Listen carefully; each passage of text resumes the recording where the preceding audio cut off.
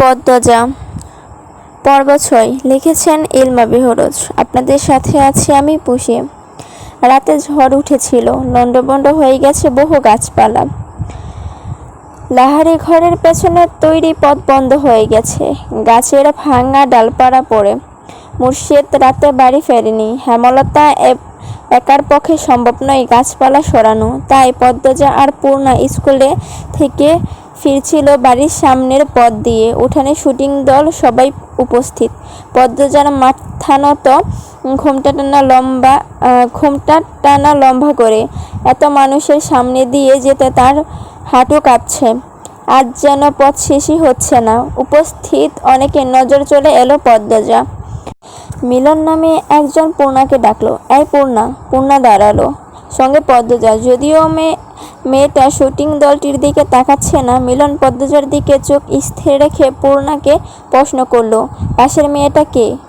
প্রথম দেখছি। আমার বড় আপা। আপন? মিলন আশ্চর্য হয়ে বলল, 10 দিন হলো তারা এখানে এসেছে। কখনো পূর্ণা প্রেমা ছাড়া কোনো মেয়েকে চোখে পড়েনি, কণ্ঠও শোনা যায়নি। তাই বড় বোন বলতে সে খুব অবাক হলো। পূর্ণা হেসে বলল, আপন। মিলন বিড়বিড় করে বলল, চেহারায় তো মিল নেই, সবাই বলে। আচ্ছা যাও। দুই বোন লাহারি ঘরে চলে যায়। হাঁপ ছেড়ে বাঁচে পদ্মজা। ভেতরটা এত কাঁপছিল, সে অনেক মানুষের পা দেখেছে, তবে চোখ তুলে তাদের মুখ দেখার সাহস হয়নি। কিন্তু হ্যাঁ, ইচ্ছে হয়েছিল বটে। সিনেমায় যারা অভিনয় করে তাদের দেখতে কেমন? সাধারণত মানুষের মতোই, নাকি অন্যরকম? বিকেলে হাজেরা নামক এক মহিলা আসে মুরল বাড়িতে। সে সুবল মিয়ার স্ত্রী। সুবল দিনরাত গাঁজা খেয়ে পড়ে থাকে, বউ বাচ্চাদের খোঁজ রাখে না। হাজেরা ও এই বাড়ি গিয়ে এটা ওটা চেয়ে নেই, খাই দুই বাচ্চাকে সঙ্গে নিয়ে। পদ্মজা খুব মায়া হয় হাজেরার জন্য। মহিলা আসতেই হেমলতার পদ্মজাকে প্রশ্ন করলো, গাছে কয়টা লাউ আছে? 9টা আম্মা। পূর্ণা কোথায়? ওরে বল 2টা লাউ হাজেরাকে দিয়ে দিতে, কাঁচামরিচও দিতে বলিস। পদ্মজা নীরবতা দেখে হেমলতা বুঝতে পারেন পূর্ণা বাড়িতে নেই। পূর্ণা কি টিভি দেখতে গেছে? পদ্মজাকে দ্বিধাগ্রস্ত হতে দেখা গেল। বিব্রতভাবে বলল, আম্মা আমাকে বলে গেছে তুই ওর অভিভাবক। একটু শরীরটা খারাপ লেগেছিল বলে শুয়েছিলাম, অমনি সুযোগ লুফে নিয়েছে। আম্মা আমার দোষ, পূর্ণাকে কিছু বলো না। পদ্মজা ভেজা কণ্ঠে হেমলতার রাগ উড়িয়ে দিল। তিনি অন্যদিকে মুখ করে শুয়ে রইলেন। হাজেরাকে নিয়ে যা, ঘুমটা টেনে যাবি। বেগুন বেশি থাকলে কয়টা দিয়ে দিস। পদ্মজা মন ভরে গেল। তার মা এত বেশি উদার, কখনো কাউকে ফিরিয়ে দেয় না। সামর্থ্যের মধ্যে আরও বেশি কিছু দেওয়ার মতো থাকলে তিনি কখনো কার্পণ্য করেন না। তবে হাজেরার স্বভাব অভাবে নষ্ট হয়ে গেছে, চুরি করার প্রবণতা আছে তার মাঝে। তাই পদ্মজাকে সঙ্গে যেতে বলেছেন। উঠানের এক কোণে লাহারি ঘরের ডান পাশে লাউয়ের মাচা, 9টা লাউ ঝুলছে তাতে। চোখের সামনে শুধু তরতাজা টাটকা সবজির পাতা। পদ্মজা বাড়ির দিকে তাকালো না।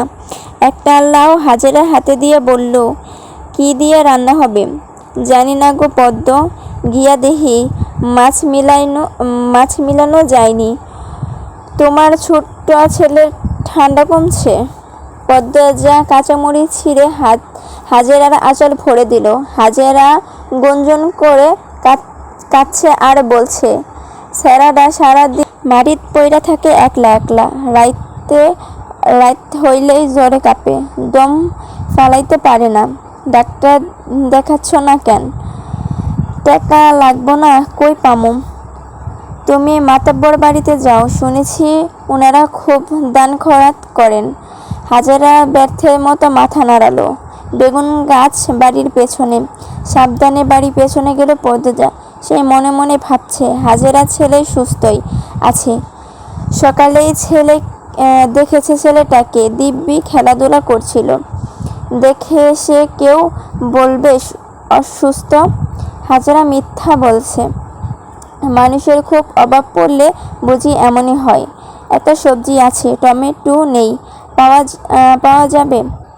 পরিষ্কার সহজ গলায় বলা পুরুষালী কণ্ঠটা পদ্মজাকে মৃদু কাঁপিয়ে তুলল। ঘুরে তাকালো। সে বিরক্ত বোধ করল লিখনকে দেখে। কারোর সামনে নিজের অস্তিত্ব প্রমাণ করা ঠিক না, কথাটি হেমলতা বলেছেন। পদ্মজা হাসার চেষ্টা করে জবাব দিল, এই বর্ষাকালে টমেটো কোথায় পাবেন? বর্ষাকালে টমেটো চাষ হয় না। টমেটো শীতকালীন ফসল, গ্রীষ্ম বর্ষাতেও তো পাওয়া যায়। পদ্মজা অস্তিত্ব লুকিয়ে রাখতে পারছে না। স্কুলের শিক্ষক আর খুব আপন মানুষগুলো ছাড়া কোনো পরপুরুষের সঙ্গে তার কখনো কথা হয়নি। লিখনের সঙ্গে কথা বলতে গিয়ে জবান বন্ধ হয়ে যাচ্ছে। সে চুপচাপ বেগুন বুঝিয়ে দিল হাজেরাকে। লিখন বলল, আমি তো গতবার বর্ষাকালেও টমেটোর সালাদ তৈরি করেছি। হয়তো টমেটোর জাত আলাদা ছিল। আমাদের এখানে সাধারণত শীতকালেই টমেটো হয়। দ্রুত জবাব দিয়ে লাহারি ঘরে ফেলল পদ্মজা। মনে হচ্ছে পরপুরুষের সঙ্গে কথা বলে ঘোর পাপ করে ফেলেছে। পাপ মোচন করতে হবে। ঘরে ঢুকে ঠক করে 2 গ্লাস পানি খেলো। হেমলতা ঘুমাচ্ছে। নয়তো পদ্মজার মুখ দেখে নির্ঘাত বুঝে যেতেন কিছু একটা ঘটেছে। পদ্মজা ভক্তি নিয়ে আল্লাহ তাআলার প্রতি শুকরিয়া আদায় করল। হেমলতা সালোয়ার কামিজ সেলাই করছিলেন। তখন বারান্দার সামনে একজন পুরুষ লোক এসে দাঁড়ালো। শাড়ির আঁচল মাথায় টেনে নিয়ে হেমলতা জিজ্ঞাসু দৃষ্টিতে নিয়ে তাকালেন লোকটার দিকে। লোকটি হেসে বলল, আমি শুটিংয়ের দলের মিলন। হেমলতা জোরপূর্বক হাসার চেষ্টা করলেন আর চোখে তাকালেন ঘরের দরজার দিকে। পদ্মজা ঘুমাচ্ছে, দরজাটা লাগানো দরকার। তিনি সোজা প্রশ্নে চলে যান, কোনো দরকার? না, এমনি দেখতে আসলাম। কতদিন হলো আপনাদের বাড়িতে উঠলাম, এদিকটায় আসা হয়নি। হেমলতা পেঁচিয়ে কথা বলা পছন্দ করেন না। সরাসরি বলে উঠলেন, এদিকে আসা নিষেধ। আপনাদের বলা হয়নি? নিয়ম মেনে ঝলঝল করে চোখ মুখে ছায়া নেমে আসে। অপমানিত বোধ করল সে। আমতা আমতা করে বলল, আচ্ছা আসি। মিলন স্থান ত্যাগ করল। তবে যাওয়ার পূর্বে তার তীক্ষ্ণ চোখের দৃষ্টি হেমলতার নজর কাড়াতে পারল না। হেমলতা চোখ বুঝে জীবনের হিসেব কষেন। নরম দৃষ্টিতে তাকান ঘুমন্ত পদ্মজার দিকে। তিনি নিশ্চিত এই লোক পদ্মজাকে দেখতে এসেছিল। এখন পূর্ণা চেয়ে পদ্মজার বেশি আগ্রহ শুটিং দেখার। টিনের ছিদ্র আরও দুটো করেছে। লিখন শাকে দেখতে তার ঠান্ডা কোমল অনুভব হয়। এই অনুভূতির নাম সে জানে না। শুটিংয়ে লিখন শাক কত ভালোবাসেন চিত্রাদেবীকে পদ্মজা দেখতে খুব ভালো লাগে। পূর্ণা তেলের বোতল নিয়ে বলল, আপা তেল দিয়ে দাও না। সোনা বোন একটু দাঁড়া। পদ্মজা ছিদ্র দিয়ে লিখন শার হাসি কথা বলার ভঙ্গি দেখছে। লজ্জাও পাচ্ছে। সময়টাকে থামিয়ে দিতে ইচ্ছে করছে তার। এই আপা, পরে তো দেখতে পারবে, দিয়ে দাও না। আর একটু, শুটিং শুরু হচ্ছে, একটু।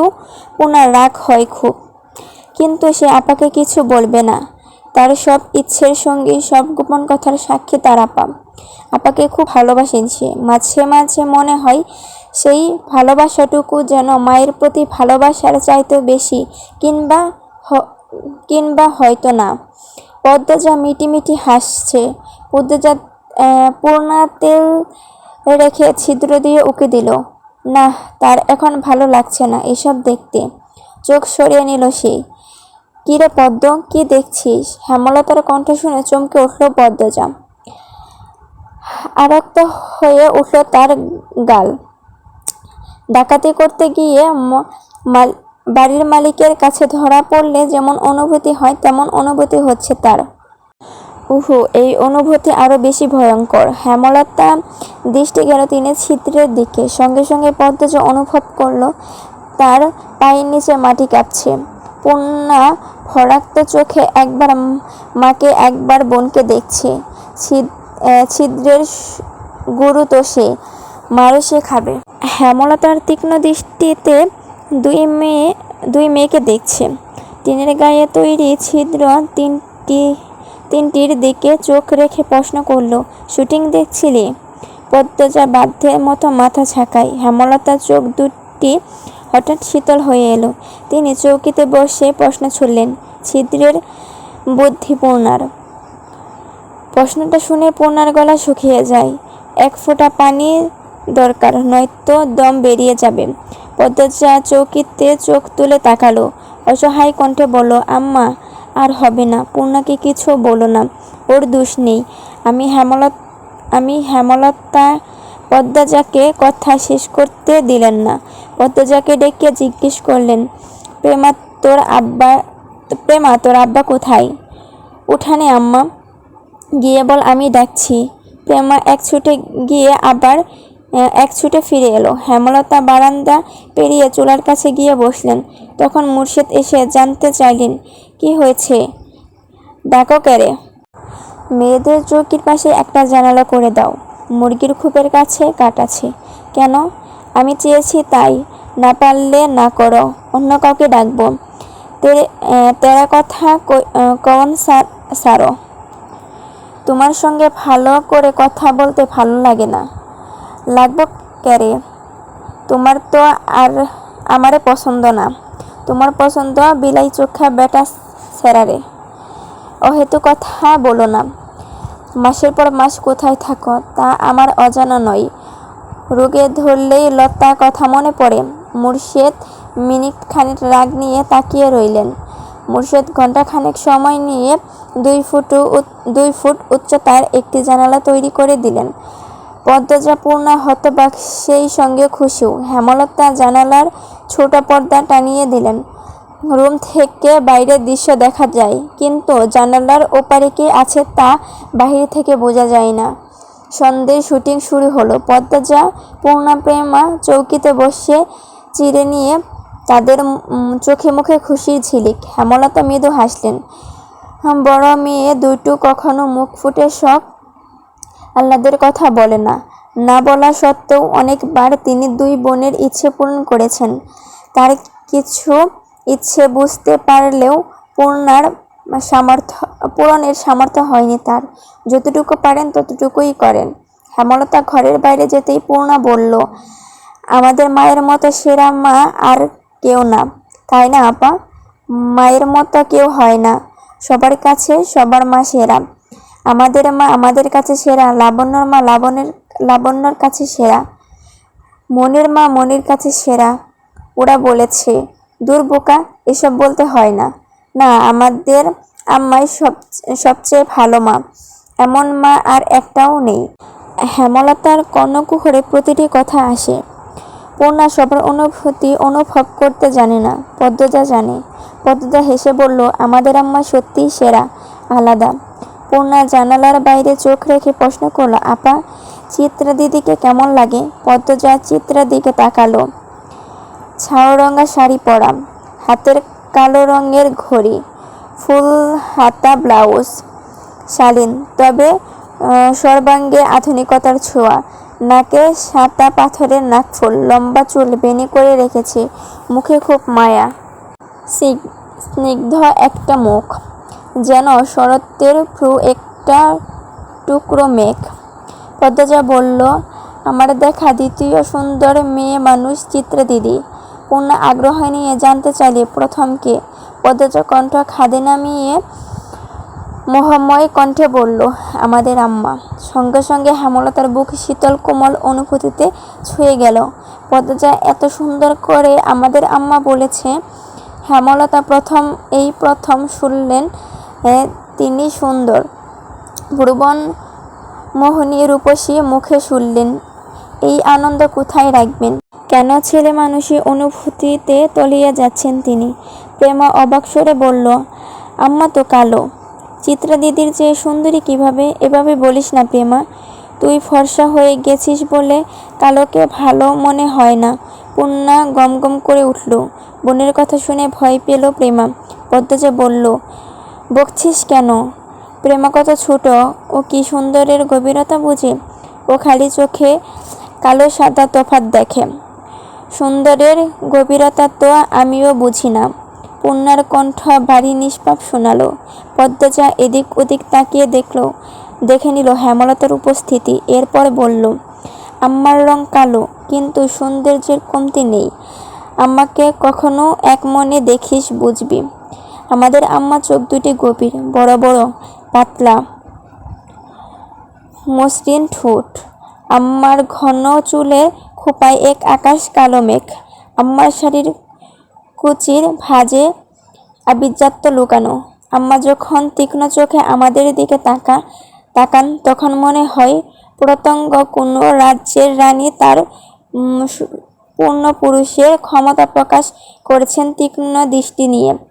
এত কিছু থাকা সত্ত্বেও কি আম্মা আমাদের দেখা প্রথম সুন্দর মানুষ হতে পারে না? পদ্মজার প্রতিটি কথা পূর্ণার উপর ভীষণভাবে প্রভাব ফেলে। ওদিকে প্রেমা চোখ পিট করে কিছু ভাবছে। পূর্ণা উচ্ছ্বাস নিয়ে বলল, কাল থেকে আমি আম্মাকে মন দিয়ে দেখব। আমিও। প্রেমাও পূর্ণার দলে যোগ দিল। আবেগের সাইক্লোন 2 ফোঁটা জল হেমলতার চোখ বেয়ে কিছুতেই আটকিয়ে রাখতে পারলেন না। এই কালো রঙের জন্য ছোট থেকে সমাজের তুচ্ছ-তাচ্ছিল্য পেয়ে এসেছে। লুকিয়ে কত কেঁদেছেন, কত করে চেয়েছেন কেউ তাকে সুন্দর বলুক, কিন্তু সেই কপাল কখনো হয়নি। আর আজ এই বয়সে এসে শুনলেন তিনি কুৎসিত নন, তার মাঝেও সৌন্দর্য আছে। জন্মদাত্রী মা গায়ের কালো রঙের জন্য গরম চামচ দিয়ে গায়ে পোড়া দাগ বসিয়ে দিয়েছিলেন, আর আজ গর্ভের সন্তান সেই অনুচিত কাজের জবাব দিল। আল্লাহর সৃষ্টির কেউ অসুন্দর নয়, সবার মধ্যে সৌন্দর্য আছে, যা ধরা পড়ে শুধুমাত্র সুন্দর একজোড়া চোখে। পদ্মজার সুন্দর চোখ। নিশীথ রাত, চারিদিকে ঝিঝি পোকার ডাক। হুট করে হেমলতা ঘুম ভেঙে গেল। ষষ্ঠ ইন্দ্রিয় ইঙ্গিতে জানান দিচ্ছে ষড়যন্ত্রের। লাহালি ঘরে ডান পাশে দুজোড়া পায়ের আওয়াজ। হেমলতার বুক কেঁপে উঠল। দ্রুত উঠে বসলেন তিনি। দুই চোখের মাঝে পর্দা সরিয়ে দেখে নিলেন পদ্মজার অবস্থান। পদ্মজাকে ঘুমাতে দেখে স্বস্তি পেলেন। ছাড়লেন আটকে যাওয়া নিঃশ্বাস। পায়ের আওয়াজ খুব কাছে শোনা যাচ্ছে। হেমলতা ডান পাশে তাকালেন।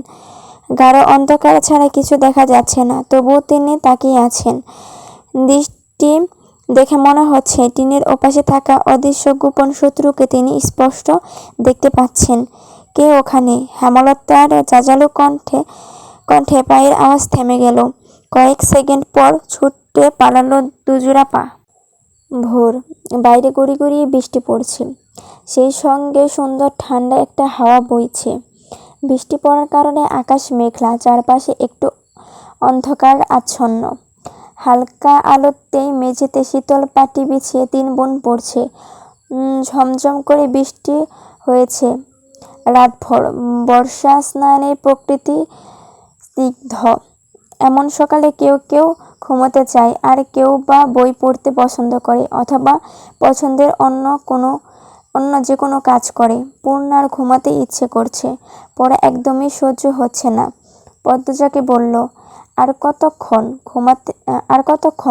ঘুমাতে চাই আপা? পদ্মজার নিচু গলায় বলল, এইটুকু শেষ করে ঘুমিয়ে পড়িস। আম্মা তো আরও পড়তে বলল। কিছু হবে না, এই যে আঙ্গুল দিয়ে দেখিয়ে বল, এইটুকু পড় ভালো করে, তাহলেই আম্মা ছুটি দিবে। পূর্ণা মনের বিরুদ্ধে গিয়ে পড়া শেষ করল। হেমলতা প্রথমে ছুটি দিতে না চাইলেও পদ্মজার অনুরোধে ছেড়ে দিল।